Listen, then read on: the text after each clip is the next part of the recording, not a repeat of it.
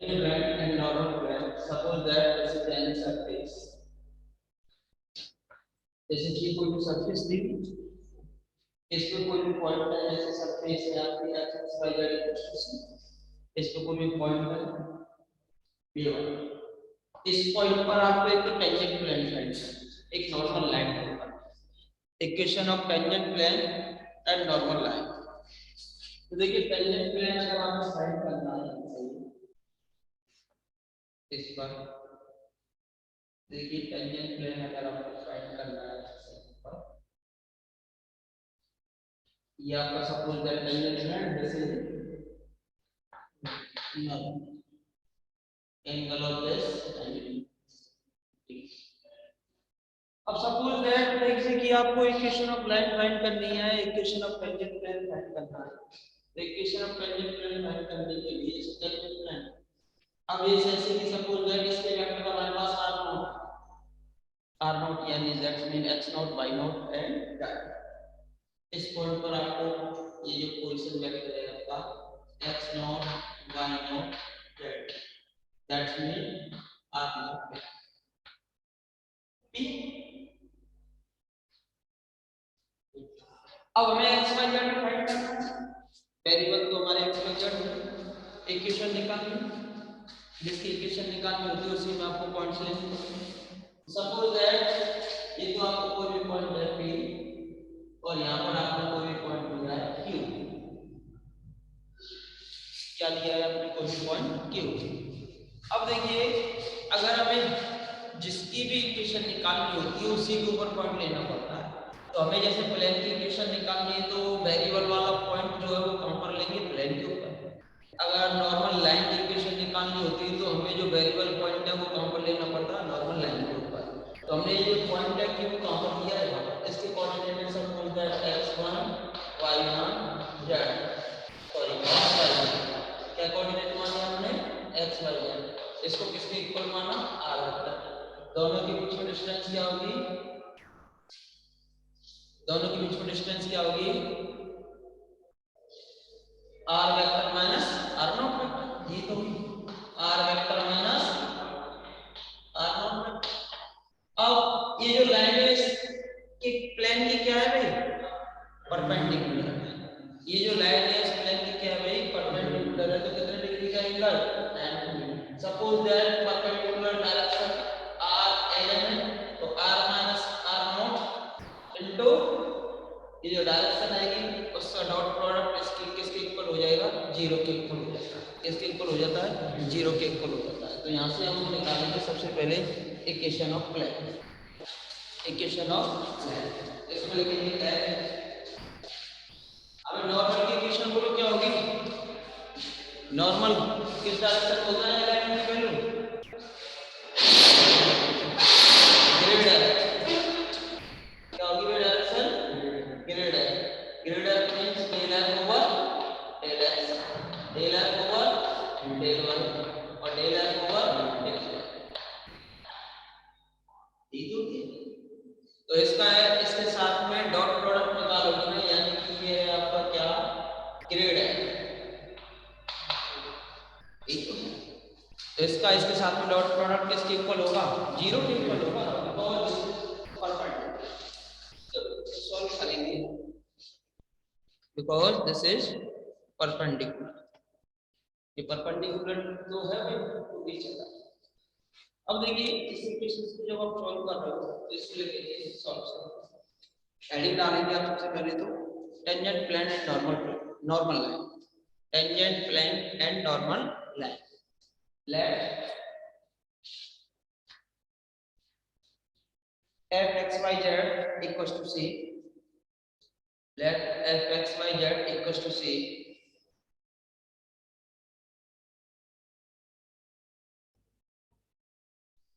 be a surface, be a surface where c is a constant, be a surface where c is a constant, is a surface where c is a constant। then we find equation of plane at the point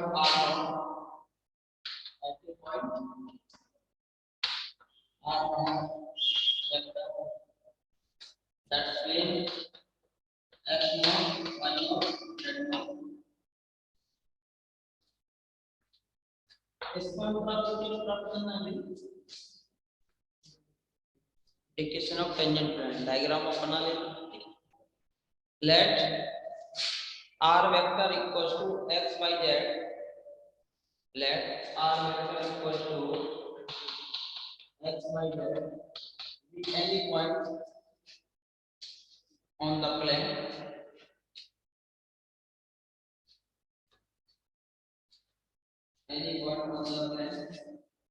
then the position vector pq r vector minus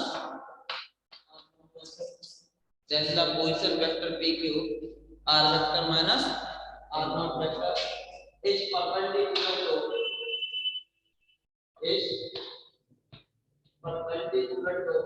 normal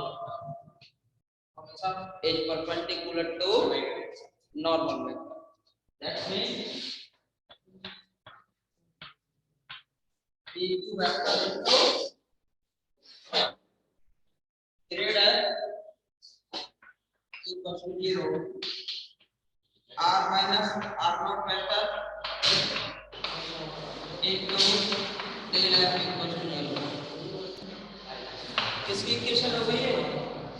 equation of plane ही तो है। आज कहाँ पर लिया था आपने plane को? Which is equation of plane.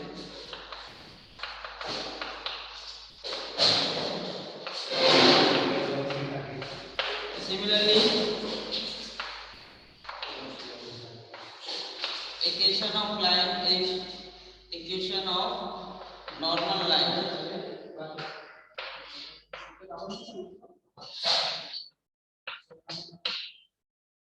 Ji equation of normal line देखो अभी हमने जो पोजीशन वेक्टर है कि वो प्लेन के ऊपर भी आपको पोजीशन वेक्टर को कहां लेना पड़ेगा इस पॉइंट पे लेना पड़ेगा तो r माइनस r नॉट की जो डायरेक्शन है r माइनस r नॉट की जो डायरेक्शन है वो किस डायरेक्शन के अलोंग है नॉर्मल के तो यहां से अब हमारा आएगा इसका क्रॉस प्रोडक्ट जब दोनों डायरेक्शन सेम डायरेक्शन में होती है तो इसका क्रॉस प्रोडक्ट इक्वल होता है 0 के इक्वल होता है 0 तो similarly equation of normal line is क्या है बोलो r माइनस r नॉट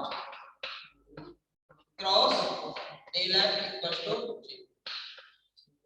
0 तो इसमें क्रॉस प्रोडक्ट होगा उसमें आपका डॉट प्रोडक्ट होगा इसमें आपका क्रॉस प्रोडक्ट होगा और इसमें आपका होगा डॉट कोई दिक्कत ये तो वन प्लेन की बात थी अगर प्लेन आपके दो दे रखे हैं तो उस केस में निकालना है ठीक है लिख लिया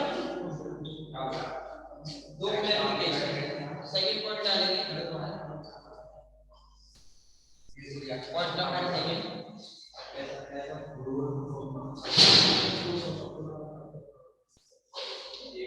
7 to find the equation of tangent line equation of the tangent line and the normal plane equation of the tangent line and the normal plane at the point P x naught y naught z naught of the curve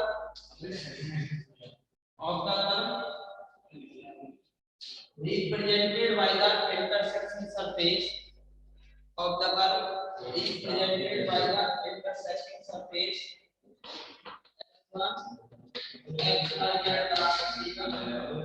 and x0 x y z बराबर c इसमें लिखेंगे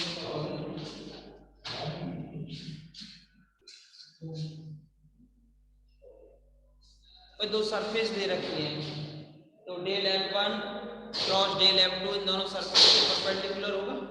इसमें लिखेंगे sir equation of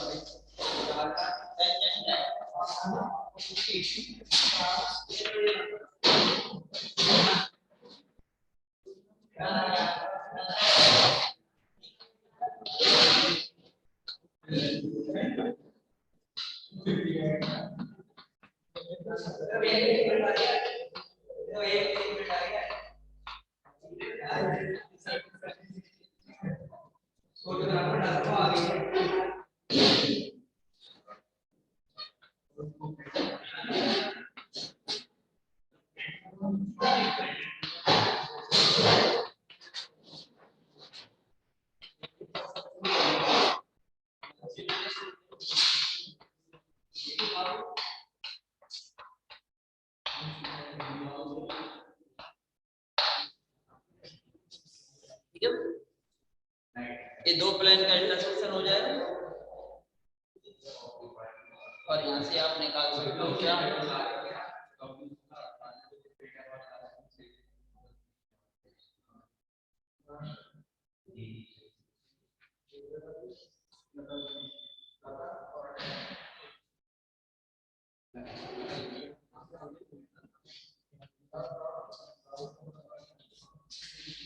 देखिए भाई अब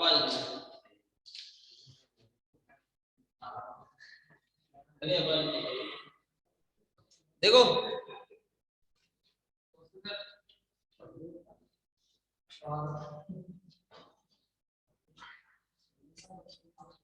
देखो ये भाई एग्जांपल नंबर फर्स्ट देखिए page number 8 example number first कुछ नेक्स्ट एक्सरसाइज है example number first use vector method to find the equation of tangent plane लिख लो क्वेश्चन लिख लो ये सभी इच्छा तो होती पर इतनी इच्छा use vector method to find the equation of tangent plane and normal line to the surface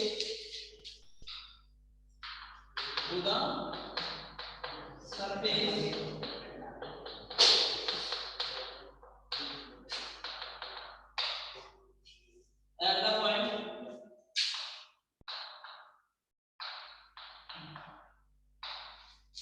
403 देखो भाई सरफेस अगर एक सरफेस है केवल आपके पास तो हमेशा टेंजेंट प्लेन निकलेगा टेंजेंट तो प्लेन होगा नॉर्मल होगी लाइन अगर दो सरफेस का इंटरसेक्शन दे रखा तो कर्व बन रही है तो कर्व पे मिलेगा नॉर्मल प्लेन और टेंजेंट लाइन वहां लाइन मिलेगी वहां प्लेन मिलेगा वहां प्लेन मिलेगा वहां लाइन दोनों उल्टे मिलेंगे अब देखिए सरफेस किसकी है इक्वेशन ऑफ स्फीयर है या नहीं x square plus y square plus z square बराबर 25 इक्वेशन ऑफ स्फीयर इस स्फीयर के किसी पॉइंट के कोऑर्डिनेट है 403 ये p है इस पॉइंट पर आपको टेंजेंट प्लेन चाहिए कौन सा प्लेन चाहिए टेंजेंट प्लेन इस पर हम कोई दूसरा पॉइंट लेंगे क्या q जिसके कोऑर्डिनेट आप क्या मानोगे x y z क्योंकि हमें x y z की इक्वेशन में फॉर्म में चाहिए अब ये इसकी नॉर्मल्स है नॉर्मल्स कौन सी डायरेक्शन में होती है वो लोग ग्रेड डायरेक्शन होती है अब इसकी इक्वेशन चाहिए तो दोनों को जॉइन किया जॉइन करने के बाद इक्व वेक्टर आया और ये दोनों आपस में कैसे परपेंडिकुलर तो आप जानते हो कि इक्वेशन ऑफ प्लेन क्या आएगा r - r0 और किसका डॉट प्रोडक्ट अगर नॉर्मल लाइन निकालनी है तो r पॉइंट को जो q पॉइंट है उसको इसी डायरेक्शन में लेना पड़ेगा क्योंकि नॉर्मल लाइन का इक्वेशन चाहिए तो जिसका इक्वेशन चाहिए r वेक्टर को उसी पे लेना पड़ता है क्रॉस ले लेंगे तो और ये ग्रेड है और दोनों की डायरेक्शन कैसे हो जाएगी सेम डायरेक्शन सेम है तो दोनों का क्रॉस प्रोडक्ट किसके इक्वल होगा 0 इक्वल ठीक है तो यहां से सबसे पहले सॉल्यूशन में late q x y z be any point on the plane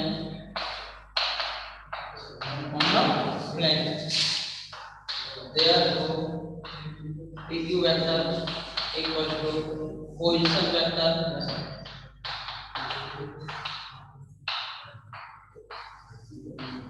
of q minus position vector of q.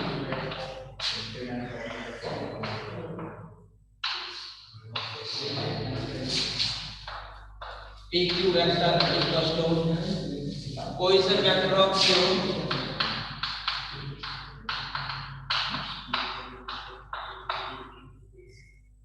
position vector of 4i 0j 3 on satisfactory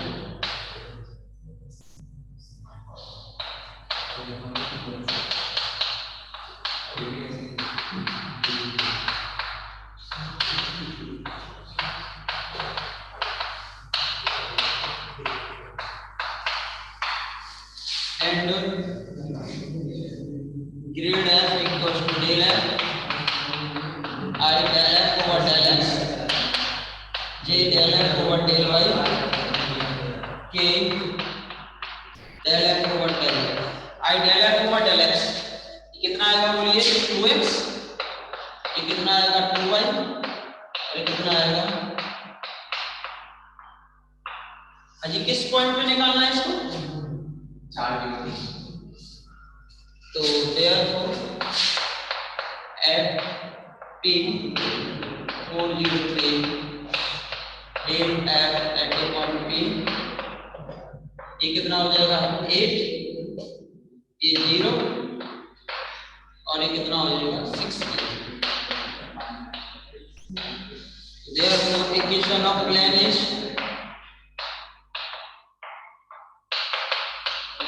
r minus r naught into del f at a point p equals to 0. So this implies the value replace कीजिए x minus 4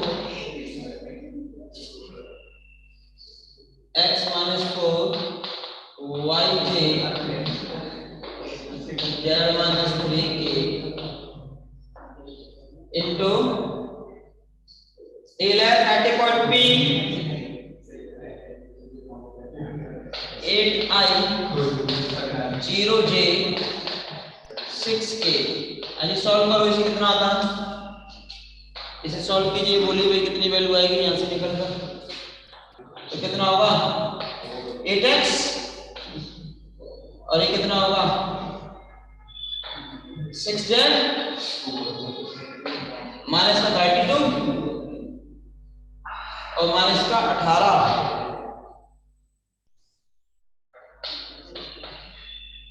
equals to 0.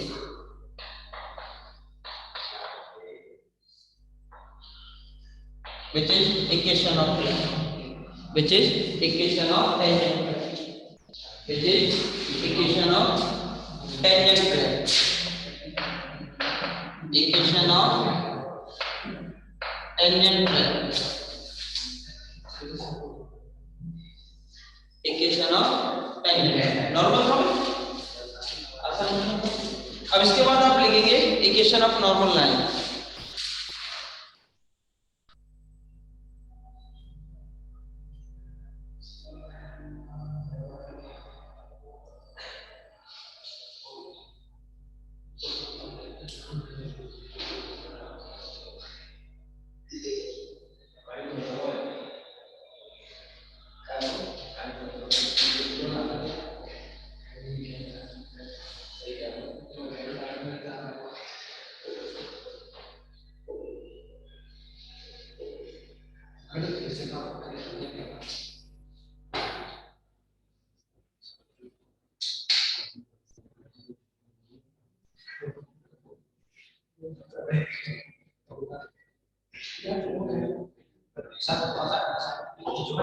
Coba balik lagi ke sana.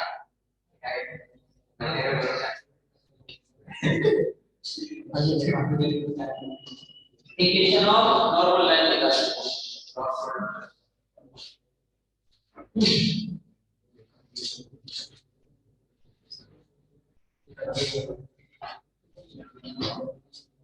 Eight equation of normal line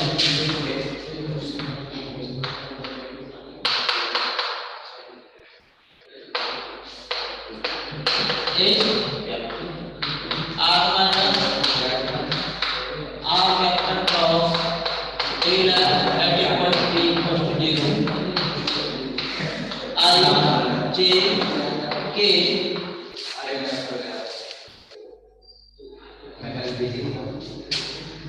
x minus 4 y z minus 3 806 equal to कितना 0। इसे solve कीजिए बस, ठीक है। पहले आएगा i का कोएफिशिएंट, j का कोएफिशिएंट और coefficient of k 6 by j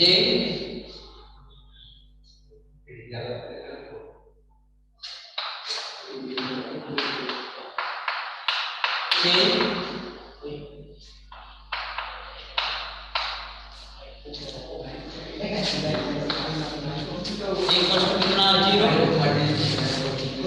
और कोएफिशिएंट 0 के इक्वल होने चाहिए।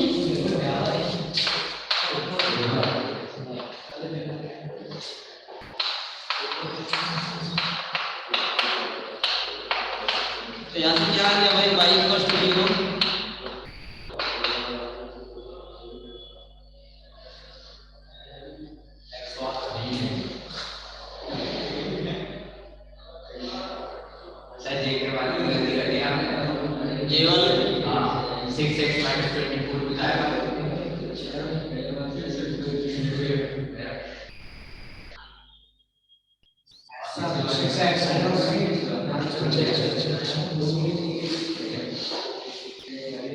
इसका ऐसे 8z minus 24 minus the 6x plus 8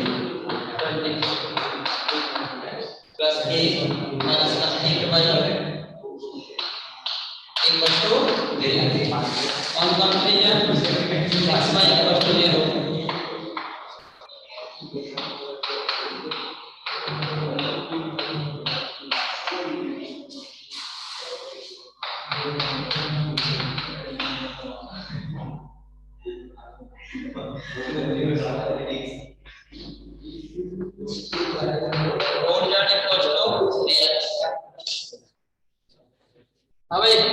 line की फॉर्म में रीअरेंज करो यार, लाइन की फॉर्म में रीअरेंज करो, एक्स वाई जेड की फॉर्म में रीअरेंज करो।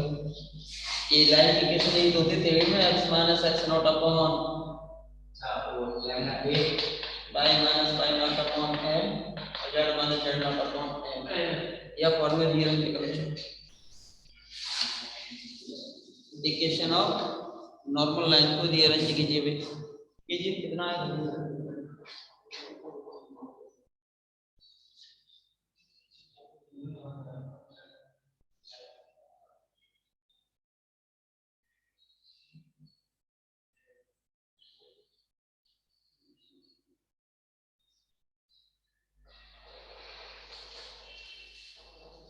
देखना y equals to 0 z upon 3 x upon 4 कोई प्रॉब्लम यानी कि x by 4 equals to y के अपॉन में कितना है 0 और equals to z upon 3 which is equation of normal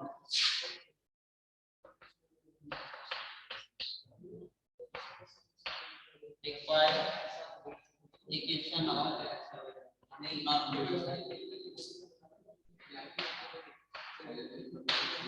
which is required equation of normal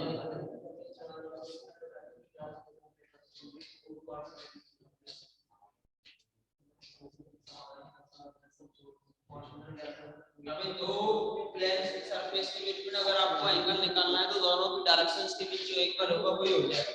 दोनों की नॉर्मल्स की डायरेक्शन क्या होगी टेल F1 और दूसरा डेल F2, दोनों का क्या निकाल देंगे, डॉट प्रोडक्ट। तो डॉट प्रोडक्ट आप जानते हैं डॉट पी क्वेश्चन कितना होता है, कॉस्ट। ठीक है, क्वेश्चन हो जाएगा। देखिए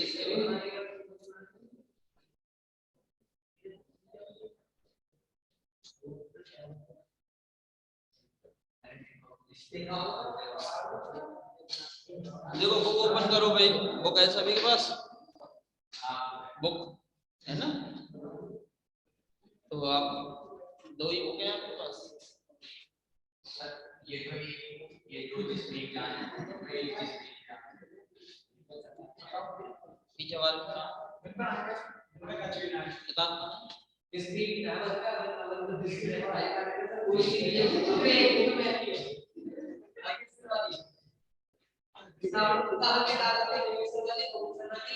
और आपके विधान है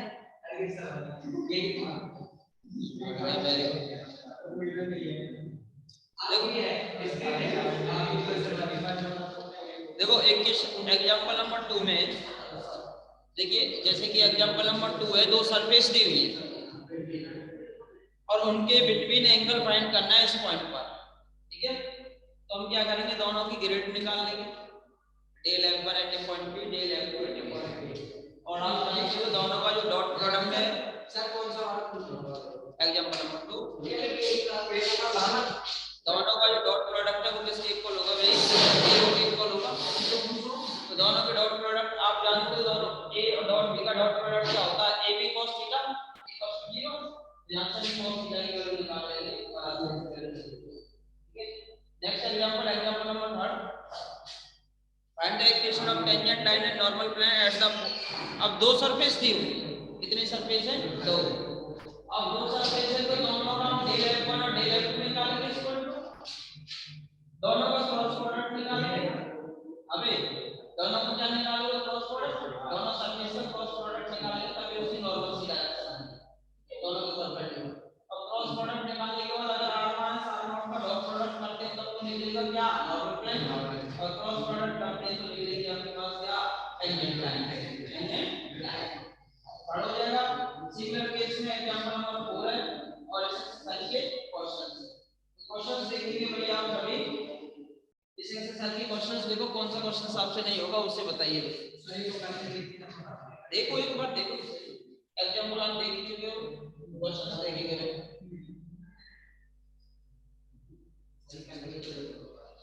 देखिए एग्जांपल क्वेश्चंस देखिए, इसमें कौन सा क्वेश्चन नहीं हो पाएगा आपसे, सभी हो जाएंगे लगभग।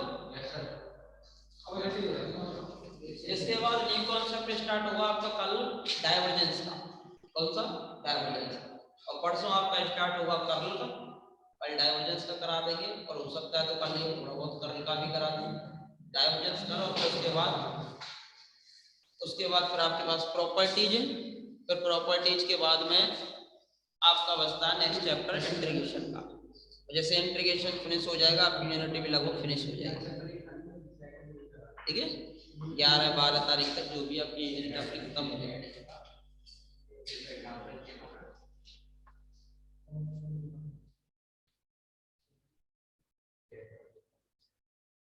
देखो भाई, कोई एग्जांपल समझ में नहीं आ रहा तो पूछ लीजिए,